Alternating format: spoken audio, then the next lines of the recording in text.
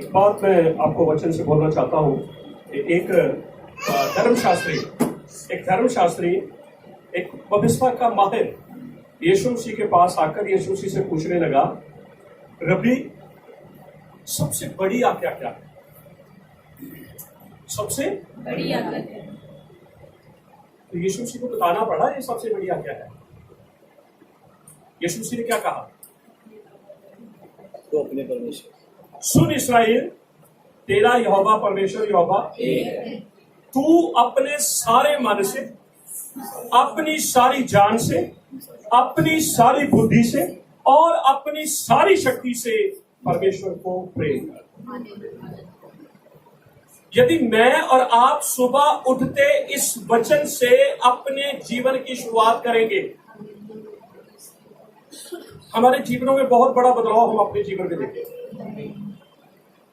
और उसके बाद उसने कहा, पहली बड़ी आज्ञा तो ये, मुख्य आज्ञा तो ये है, और दूसरा कि तू अपने पड़ोसी को अपने समान प्रेम। अच्छा, मुझे ये बताएं आप लोग, यदि कोई अपने पड़ोसी से प्रेम करता है, क्या वो परमेश्वर से प्रेम करता होगा? बोलिए।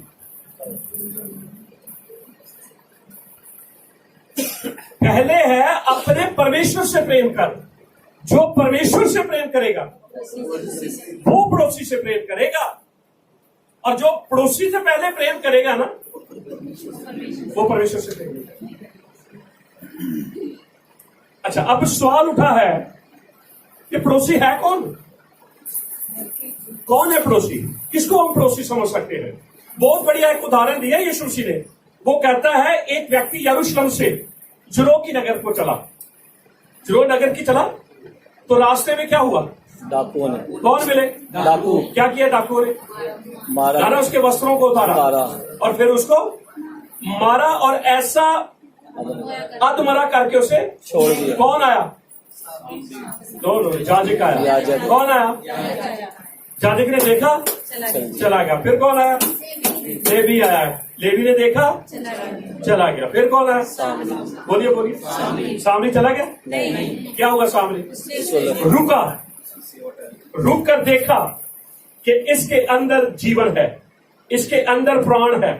तो उसने सिर्फ देखा ही नहीं, जाना ही नहीं, जो वो कर सकता था उसने वो सब कुछ किया।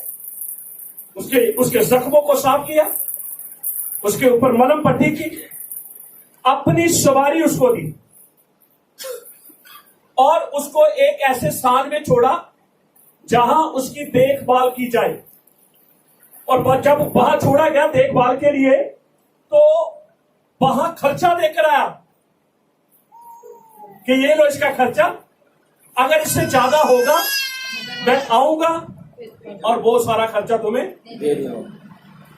तब यीशु मसीह ने कहा ये सच्चा है। कि ये है सच्चा पड़ोसी। जब हम किसी गिरे हुए को उठाते हैं, जब हम किसी जरूरतमंद के साथ खड़े होते हैं, जब हम अपना हाथ आगे बढ़ाते हैं, जब हम किसी के लिए अपने दिल को खोलते हैं। Hallelujah, hallelujah.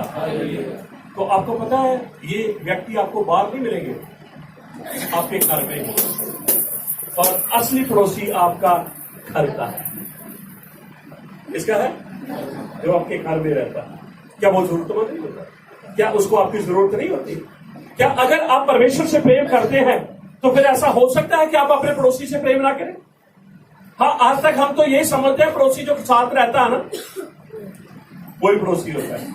वो तो संसारिक बातें हैं, वो तो सांसारिक तरीके से हम बोलते हैं, सोचते हैं, पर एक्चुअली जो पड़ोसी है वो आपका घर का, और जिसके लिए करना बड़ा कठिन होता है। बाहर वाले लोगों के लिए करना आसान है, और जिसे रोज फेस करेंगे हम, बड़ा अपने आप को पीछे हटाएंगे, नहीं यार इसका तो अब ये काम ही ये है, और बड़ा मुश्किल हो जाएगा। पर याद रखे, ये दूसरी मुख्य आज्ञा है कि तू अपने समान ऐसा कोई भी व्यक्ति जमीन के ऊपर नहीं है जो अपने आप को प्यार नहीं करता। करता या नहीं करते? हम सुबह उठते हैं, फ्रेश होते हैं, ब्रश करते हैं, नहाते हैं, कपड़े बदलते हैं, अब हर चीज अपने आप को ऐसा सिखाते हैं। तो ये क्या है? प्यार ही तो अपने आप को प्यार करना। अपने आप को जैसे तू प्यार करता है वैसे अपने पड़ोसी कौन है? बोलिए बोलिए। जो आपके साथ है। और ये पड़ोसी को कौन प्यार कर सकता है? जो परमेश्वर से प्यार, जो परमेश्वर को सारे मन से, सारी जान से, सारी बुद्धि से और सारी शक्ति से जो परमेश्वर से प्रेम करता है वो ही अपने पड़ोसी को प्रेम कर सकता है। और जो परमेश्वर को प्रेम नहीं करता वो अपने पड़ोसी को भी प्रेम का अधिकार नहीं सकता। मिलकर बोलेंगे हालेलुया, हालेलुया। तो हम सारी महिमा यीशु मसीह के नाम को देते हैं। प्रियजनों, आपको रोज सुबह उठकर सबसे पहले ये कहना है। मैं आपको बताऊं एक राज की बात। इस्राएल के लोग क्यों इतना आशिष्ट है? यहूदी कौम क्यों इतनी ज्यादा आशिष्ट है? कारण क्या है? अभी पिछले दिनों में आपको पता है उनके शत्रुओं ने उनके ऊपर रॉकेटों से हमला किया। अभी पिछले हफ्ते की बात है, जब हमला किया तो जैसे ही उनके देश के ऊपर ऐसे वो उनके रॉकेट आने लगे, अलार्म बज गए हर जगह पर और ऊपर ही क्रैश कर दिए, नीचे नहीं गिरने दिए। ये तकनीकी सिर्फ इस्राएल के पास है। बेशक दुनिया का नंबर 1 अमेरिका देश है, उसके पास भी ये तकनीकी नहीं है। तो आप क्या सोचते हैं कि ये उनके ज्ञान के द्वारा ये नहीं, ये परमेश्वर का हाथ है। आज भी परमेश्वर का हाथ इस्राएल के मिलकर बोलेंगे हालेलुया, हालेलुया। इसलिए वचन कहता है जो इस्राएल को आशीष देता है मैं उसे आशीष देता हूं। तो यहूदियों के अंदर, इस्राएल के अंदर जितने यहूदी लोग हैं सुबह उठकर ऊंची आवाज से ये बात बोलते हैं, शमा इस्राएल अदनोई अलोहिनु अदनोई अखर वा अहतब अलतब अदनोई अलोहिका बेकौल बेबखाओ बेबकौर नबशेखा बेबकौर मुआरखा। छोटे छोटे बच्चे भी इस बात को बोलते हैं, सुन इस्राएल, तेरा यहोवा परमेश्वर यहोवा, तू उसे अपने मन से, तू अपने उसे जान से, तू अपनी उसे बुद्धि से, तू अपनी सारी शक्ति से उसे 3 बार बोलते हैं। सुबह बोलते हैं, दोपहर को बोलते हैं, शाम को बोलते हैं। ब्लेस्ड है। और बाइबल की मुख्य आज्ञा क्या है? यही है। एक बाइबल सारी एक तरफ कर दो, इस मुख्य आज्ञा को एक तरफ रख दो। अगर आप बाइबल को नहीं मान सकते, अगर आप बाइबल को फॉलो नहीं कर सकते, एक बात को पूरा कर लीजिए, आपने पूरी बाइबल को पूरा कर दिया। हालेलुया। कहाँ 66 किताबें, कहाँ इतने वचन? मैं आपको एक ही वचन दे रहा हूं, आप उस वचन को अपने जीवन में लागू करें। सुबह शुरुआत किससे करें? क्षमा इस्राएल से शुरू करें।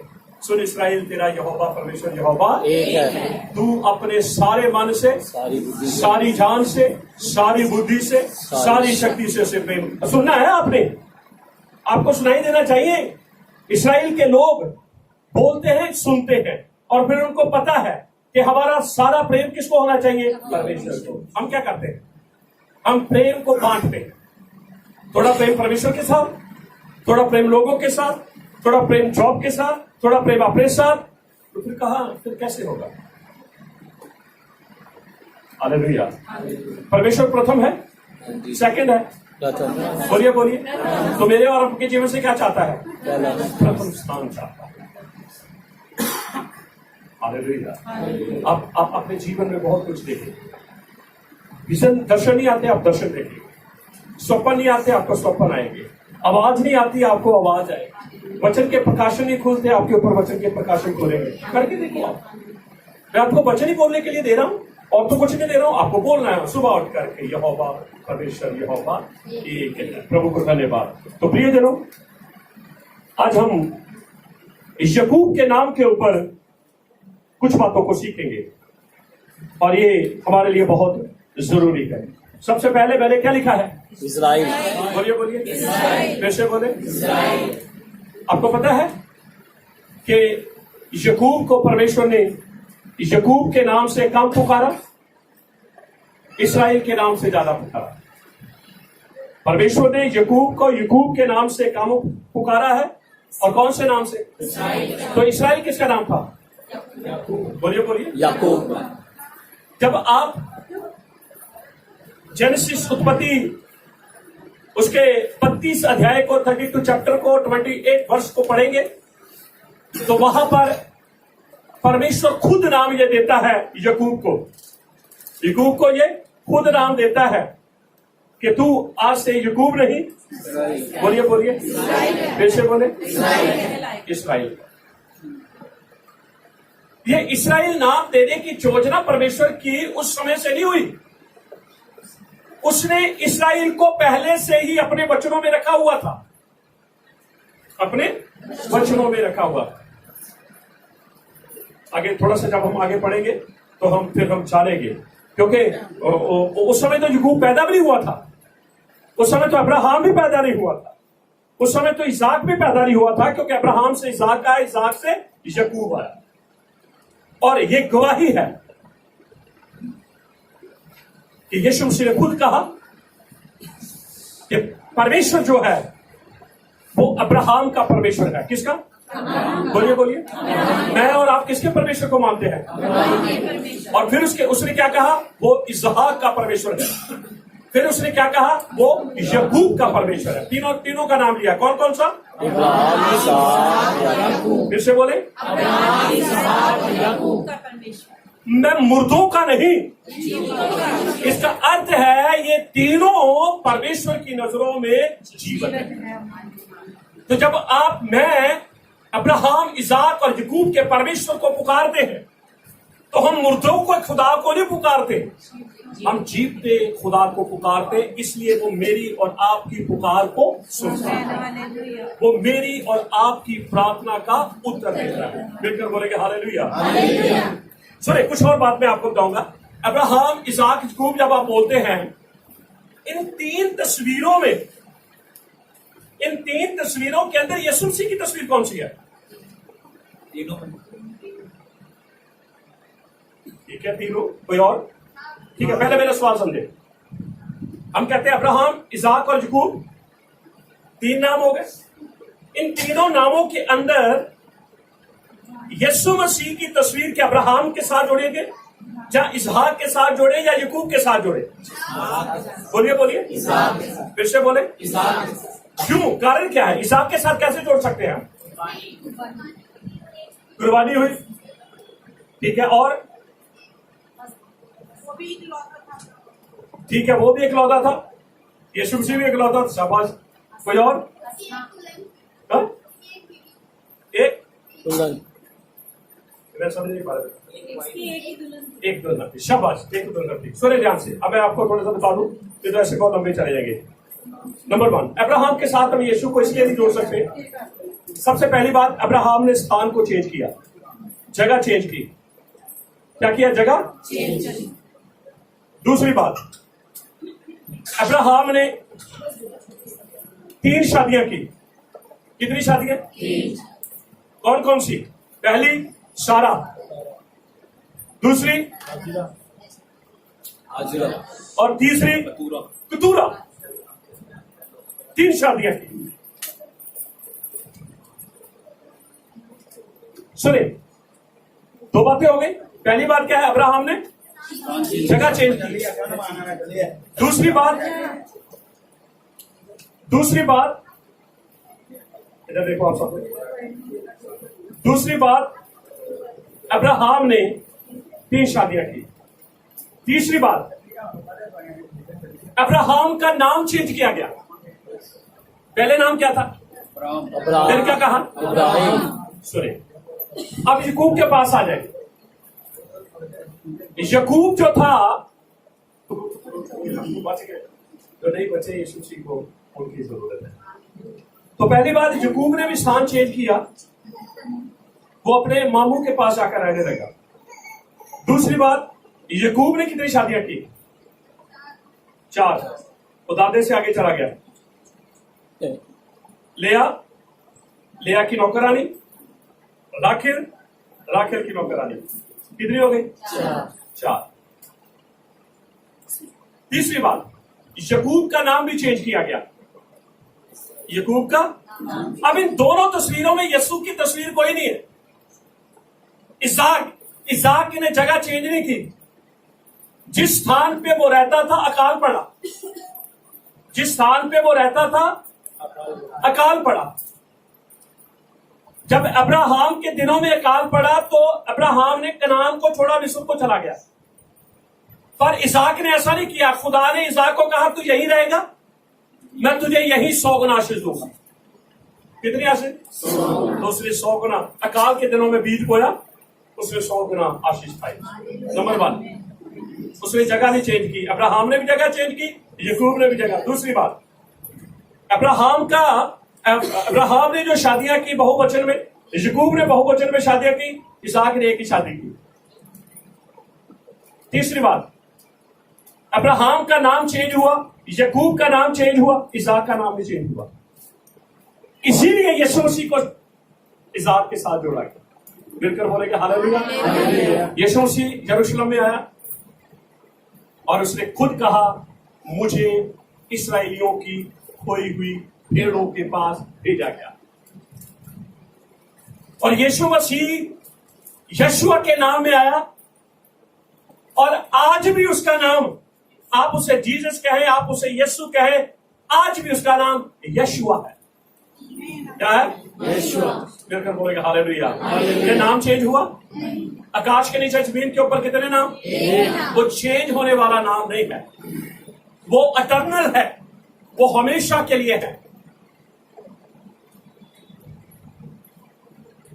इस्राइल में यीशु मसीह को भेजा, वो इस्राइल में रहा और एक ही शादी की। किसके साथ? रेबेका के साथ। आपको पता है रेबेका को उसके भाइयों ने आशीष दी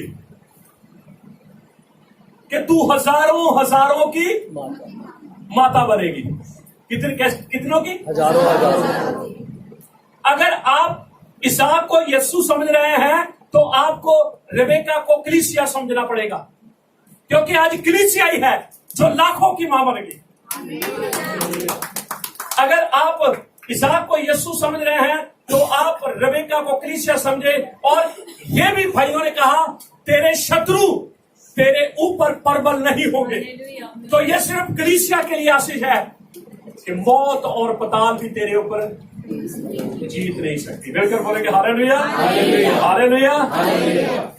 अगर हम बिब्लिकल डीप जाएंगे, जड़ों में जाएंगे, तभी ये बातें हमें पता चलेगी। नहीं है तो फिर उस दिन हम परमेश्वर के सामने खड़े होकर कहेंगे हो प्रभु ये बातें थी, हमने क्यों नहीं सीखी। हालेलुया। आपने पिछले दिनों में अच्छा बेनिहिन का नाम कितने लोगों ने सुना? बहुत सुना है बेनिहिन। आपने अभी जो एक उसने वीडियो शेयर की है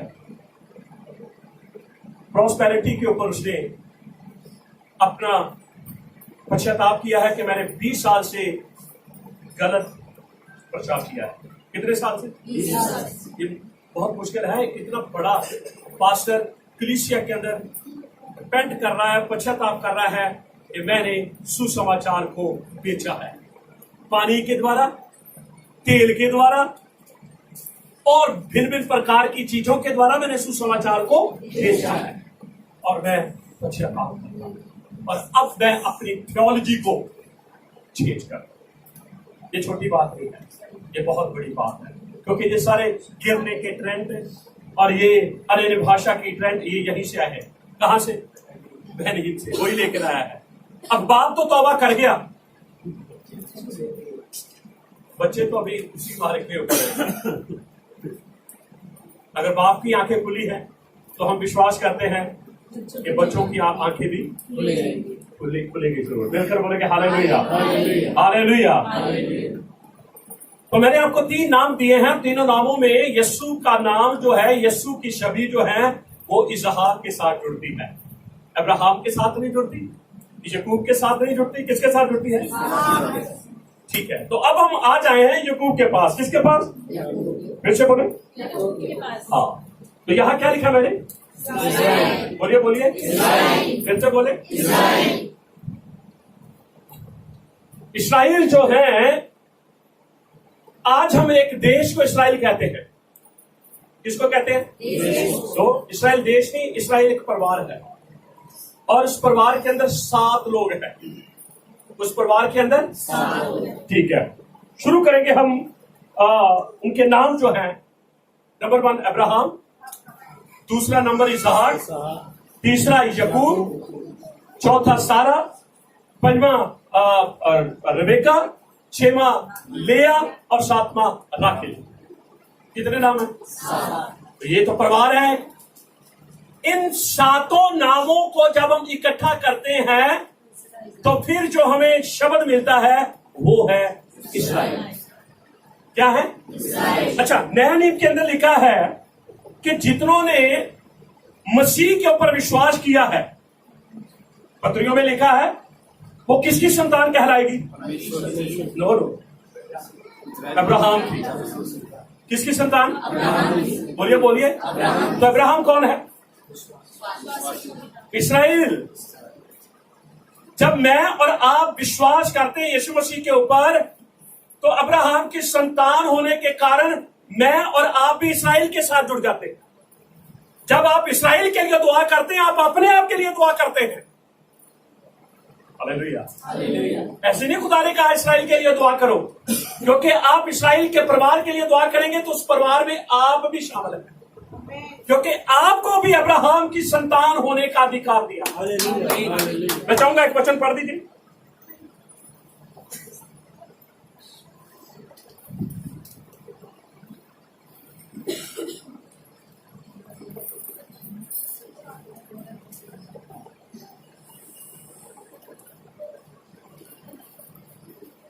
गलातिया की पुस्तक में जाए,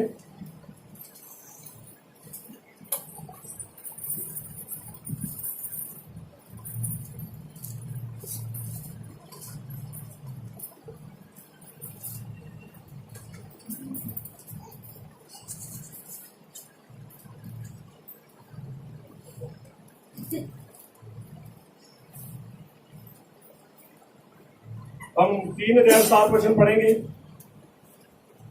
तो ये जान लो कि जो विश्वास करने वाले हैं वही इब्राहिम की संतान है। कौन जी? जो विश्वास करते हैं। बोलिए बोलिए। हम कौन हैं? तो फिर हम किसकी संतान? तो इब्राहिम किस परिवार का है? इसराइल। लोग ऐसे इसराइल को नफरत कर रहे हैं, ऐसे इसराइली कहते हैं इसराइल को अब भाई मैं हूं वही इसराइली, मैं उस परिवार का सदस्य हूं। हर कोई अपने परिवार को प्यार करेगा या नहीं करेगा? ऐसे यहां कोई भी ऐसा व्यक्ति नहीं है जो अपने परिवार को प्यार न करे। तो हम किस परिवार के हैं? शाही घराने के। इसराइल शाही घराना है, जिस घराने का मुखिया खुद परमेश्वर है। Hallelujah, hallelujah. उत्तम, उत्तम से भी उत्तम। सारे नाम खत्म हो जाएंगे। लोगों ने बड़ी कोशिश की इसराइल का नाम हम नक्शे से हटा देंगे, कहने वाले हट गए, पर इसराइल के नाम को कोई भी हटा नहीं सकता, क्योंकि परमेश्वर कहता है कि इसराइल सुन तू मेरी आंख की। तो परमेश्वर की आंख की पुतली को छू सकता है? मिलकर बोलेगा हालेलुया, हालेलुया। आपको फख्र होना चाहिए, आपको इस बात का घमंड होना चाहिए कि हम गलातिया 3:7 के अनुसार, तो वह जान ले। आपको जानने की जरूरत है, आपके लिए चेतावनी है। आपको जानने के साथ साथ मानने की जरूरत है। तो ये जान लो कि जो विश्वास करने वाले हैं वही, सारे नहीं, वही इब्राहिम की मिलकर बोलेंगे हालेलुया, हालेलुया। इतनी जबरदस्त आशीष है मेरे और आपके लिए। तो ये नाम कौन सा है? फिर से बोले, ठीक है। अब हम जो नाम है ये एक्चुअली याकूब को नाम मिला है। किसको? फिर से बोले। अब याकूब के नाम का अर्थ क्या है? अधिकार लेना, अधिकार लेना। सुने क्या हुआ, रेबेका जब प्रेग्नेंट थी तो उसके पेट के अंदर जुड़वा बच्चे थे। आपको पता वो प्रेग्नेंट हुई कैसे? उसके पति की प्रार्थना से। अगर आप शादीशुदा हैं तो आपको अपनी बीवी के लिए दुआ करने की, ये नहीं दुआ करें प्रभु जी मेरी बीवी का मूड ठीक रहे, कि मेरी बीवी का जीवन बदल जाए। ऐसी ही दुआ करनी। बहुत सारी और भी प्रार्थनाएं जो आप अपने उस प्रार्थना में बोल सकते हैं। ठीक, तो इसहाक क्या अलग अपनी बीवी के लिए परमेश्वर से दुआ की, क्योंकि रेबेका बांझ थी। खुदा ने एक नहीं दिया, फिर दो। अब और मुसीबत बन गई। अब रेबेका के पेट के अंदर ही दोनों कुश्ती कर रहे हैं और रेबेका को पता चला। और जब वो लड़ रहे हैं पेट के अंदर, तो रेबेका तो रो रही है, चिल्ला रही है। अब उसने इसहाक को नहीं कहा मेरे लिए दुआ कर, अब वो खुद दुआ करने गई। खुदा ने उसे बताया, रेबेका तेरे पेट के अंदर कौमे है, छोटा बड़े के ऊपर हुकूमत करेगा। ये तो पहले से तय था, अभी तो वो पैदा भी नहीं हुआ। इसलिए तो परमेश्वर कहता है, मैं तेरे माँ के पेट में जाने से पहले ही तुझे चुन लिया। मैं तुझे चुन भी लिया, तुझे जानता भी। मैं और आप जमीन के ऊपर नहीं आए थे, परमेश्वर हमें पहले से ही जानता था। सुने ध्यान से, क्या बताना चाहता हूं। जब समय आया, जब वो जुड़वा बच्चे जो है वो पैदा होने वाले हैं, उनको बता दिया गया दोनों लड़के हैं। क्या है दोनों? लड़की लड़का नहीं है। परमेश्वर स्कैन कर रहा है और परमेश्वर ने बता दिया है दोनों क्या है, छोटा बड़े के ऊपर अधिकार लेगा। आपको पता है क्या हुआ? जब बड़ा पैदा हुआ, छोटे का हाथ उसकी एडी को पकड़े हुए था, उसकी हील को पकड़े हुए था। तो जल्दी से उसके हाथ के ऊपर धागा बांध दिया गया और एकदम से हाथ उसने वापस खींच लिया। तो जो पहले पैदा हुआ, उसकी बॉडी के ऊपर बड़े बाल थे और उसका नाम ही ईसाऊ रख दिया। ईसाऊ का अर्थ होता है लाल, रेड। उसका शरीर ही ऐसा था और उसके शरीर की बनावट के अनुसार ही उसका नाम। और बाद में कौन पैदा हुआ? आकूब। बोलिए आकूब। अभी याद नहीं है? क्या तो परमेश्वर है। आकूब का अर्थ होता है एडी, इसको बोलते हैं आकूब। अब जब हाथ इसे पकड़ेगा, हाथ को हिब्रू में बोलते हैं योद। हाथ को हिब्रू में क्या बोलते हैं? योद ने क्या किया? अकूब को पकड़ लिया। अब योद जो है अकूब के साथ जुड़ गया, एडी के साथ हाथ जुड़ गया। हाथ को क्या बोलते हैं हिब्रू में? योद। अब अकूब के साथ योद को जोड़ दिया तो वो बन गया याकूब। क्या बन गया? याकूब। तो ये तो बातें तभी समझ आएंगी जब आप कहेंगे हाँ हम परमेश्वर की पवित्र भाषा को प्रेम करते हैं। पवित्र भाषा ये नहीं है रबा शंदल नबा रबा शंदल के तलाबाद ये मुझे पता नहीं मैं क्या बोल रहा हूँ। ये नहीं है, ये पवित्र भाषा नहीं है। हाँ, ये पवित्र भाषा है। एनी अदनोई लो सना, यहोवा कहता मैं यहोवा हूं, कभी बदलता नहीं हूं। अभिनव शबा शमाइमित कदे शिमखा ताबो मलकूत का यहाँ से, ऐ हमारे बाप तू जो आसमान पर है, तेरा नाम पाक माना जाए। ये है पवित्र भाषा जिसकी आप ट्रांसलेट भी कर सकते हैं। रबा शंदल के तला दबा निबी निबी रबा शंदरी के रमा निबा रेबे रेबे रेबे याथा निबी बराबा समा कतले का निबी निबी निबा। क्या बोल रहा हूं? मुझे भी नहीं पता। मैं बोल तो रहा हूं। लोगों की नजरों में यह पवित्र भाषा है, पर परमेश्वर की नजरों में शमा इस्राइल अदनोई एलोहीनु अदनोई अखर आप तब तब अदनोई एलोही का बेकौल बेकौल नफ्शे का बेकौल मुआद खा शालू शलोम यरूशलेम यशलो हबी का यही शलोम बकील का शलोम आर मानोती। ये भी तो अन्य भाषा है, लेकिन मैं ये इसकी ट्रांसलेट में कर सकता हूं। मैंने ये बोला है यरूशलेम की शांति के लिए दुआ करो कि उसके प्रेमी कुशल से रहे, उसके शहर पनाह के अंदर शांति, उसके महलों में कुशल हो। मैंने ये बोला। मिलकर बोलेंगे हालेलुया हालेलुया। और मैं आज मैं कलीसिया से मैं ये बात करता हूं कि मुझे और आपको जागने की जरूरत है। समय बहुत नजदीक है। कहीं ऐसा ना हो 5 कुंवारियां, मुशाले उनके पास भी थी, जान उनकी भी रही थी, लेकिन याद रखें बोल के साथ नहीं गई। 5 चली गई, 5 रह गई। ग्रुप एक ही था, इंतजार एक ही हो रही थी, मशालें सबकी चल रही थी, पर एक ग्रुप की मशालें बुझ गई और फिर कभी जली नहीं। पर एक ग्रुप की मशालें हमेशा, और जिनकी मशालें जलती हैं, जो तैयार है, जो जाग रहे हैं, वो परमेश्वर के साथ हमेशा के लिए परमेश्वर की हजूरी में चले जाएंगे। मिलकर बोलेंगे हालेलुया। याकूब का अर्थ समझ गए? जब याकूब पैदा हो रहा था, क्या किया उसने?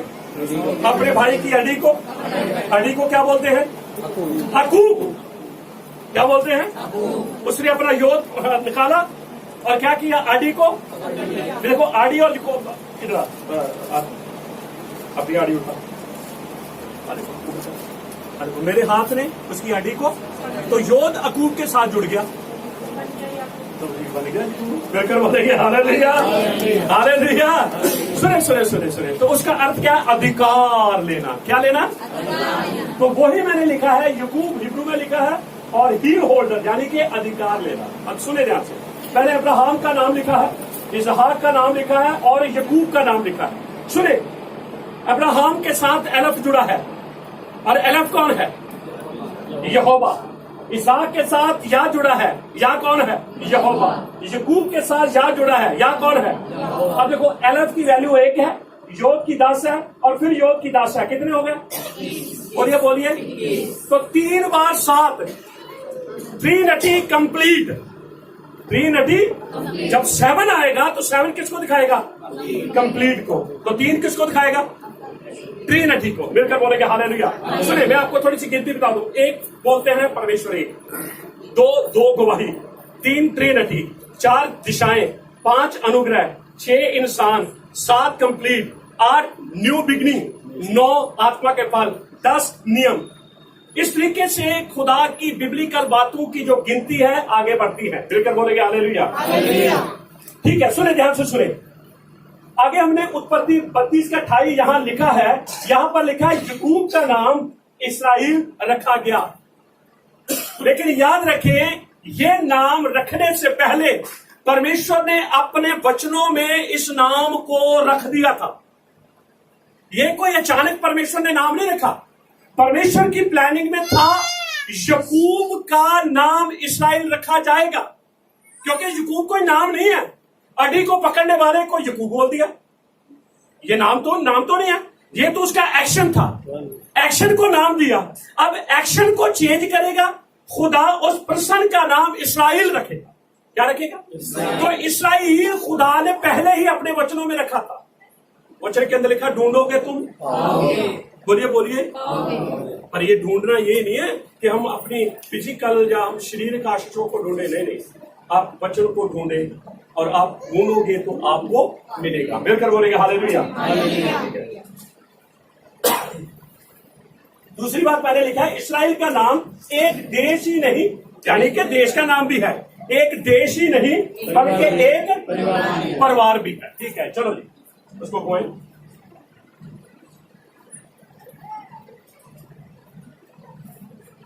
आगे।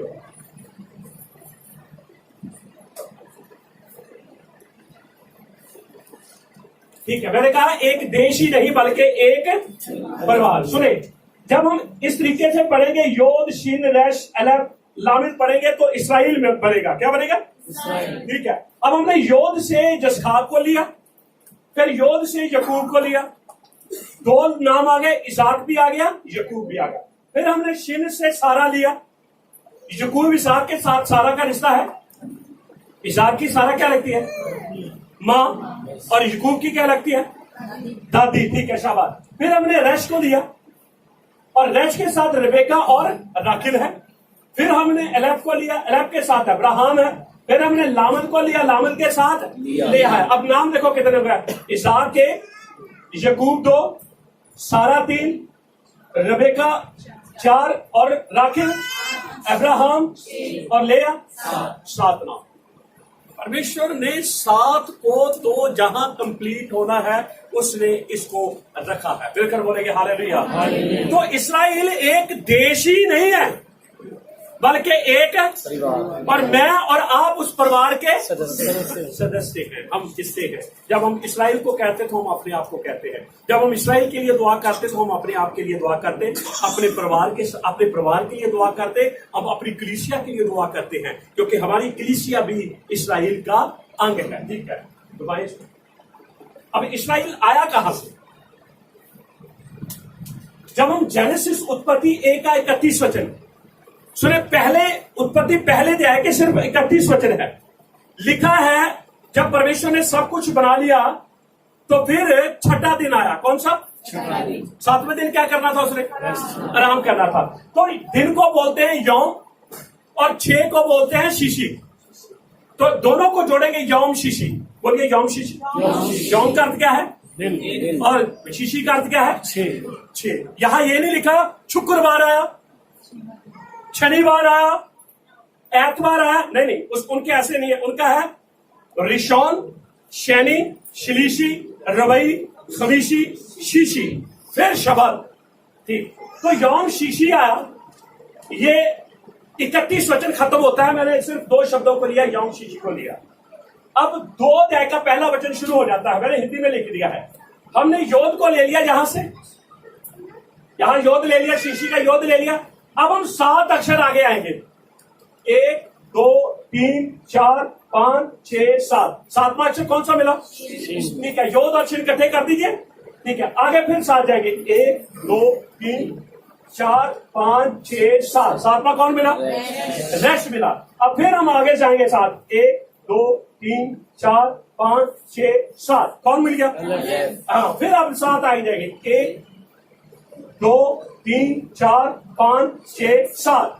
जब इन 7 के अक्षर को हम पकड़ेंगे तो हमारे सामने जो नाम निकल कर आएगा वो है इस्राएल। तो अब्राहम के पैदा होने से पहले, आदम के पैदा होने से पहले परमेश्वर ने इस्राएल का नाम पहले से ही अपने वचनों में रख दिया है। हर 7वां अक्षर जो है वो इस्राएल के अक्षर को सामने लेकर आता है। तो इस्राएल के परिवार के अंदर लोग कितने नजर आए हमें? 7। अब्राहम का पहला अक्षर, इसहाक का पहला अक्षर और यकूब का पहला अक्षर, उन तीनों की वैल्यू जब बुलाते हैं तो 21 मिलती है। कितनी? 21। हाँ, और जब 21 को 7 को 3 के साथ मल्टीप्लाई करते हैं तो भाई हम फिर 21 में पहुंच जाते हैं। तो प्रियजनों, इस्राएल जो नाम है कंप्लीट है।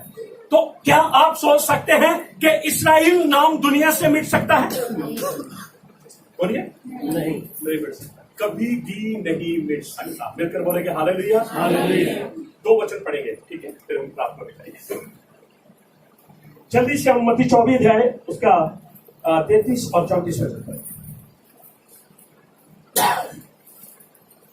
इस रीति से जब तुम इन सब बातों को देखो, इन सारी बातों को देखो तो जान लो कि वह निकट है, वरन द्वार ही पर है। द्वार पर है। मैं तुमसे सच सच कहता हूँ कि जब तक ये सब बातें पूरी न हो ले तब तक इस पीढ़ी का अंत न होगा। इस पीढ़ी का अंत? कौन सी पीढ़ी का? बोलिए फिर से बोले। सही में बोल रहे हैं आप? इस्राएल है।